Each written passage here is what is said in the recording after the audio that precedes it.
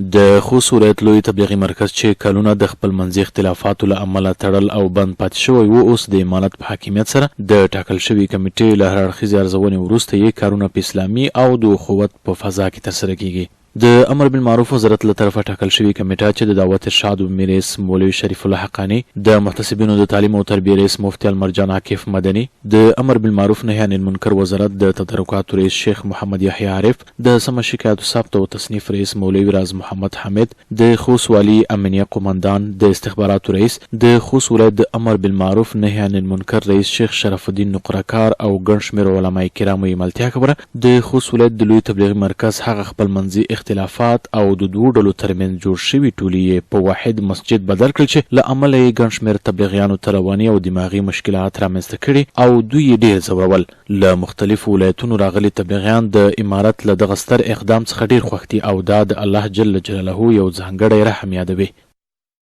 مخکې د منګه دا مشکل و چې منګه به یوه شوه جمعه به د منګ وه، یوه شوه جمعه به د لاهور زمان صاحب دی وه. کله به چې دوی ممبر ته راغله که نه موږ به ترې نه تللو،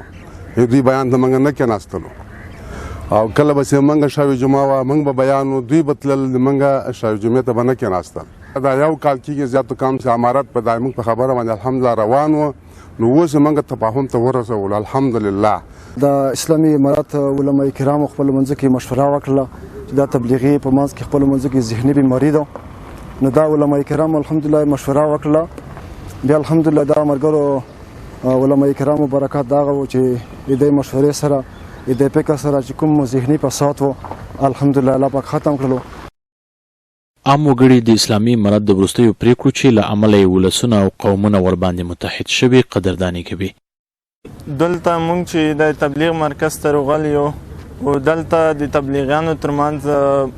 دلته مسله وه که نه مشکلات و، دلته د دوی ترمنځ کوم اختلافات چې رامنځته شوي وه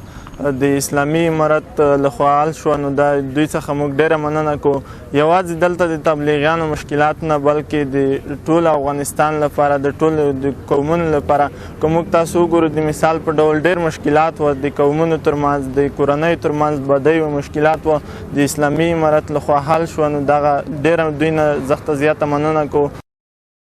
په جنوب ختیځ خوست ولایت کې د تبلیغ دغه لوی مرکز چې له داخلي او نورو هیوادونو ګڼ شمېر خلک د تبلیغ عظیم جماعت لپاره راټولیږي د زرګونو کسانو کوربهتوب کوي.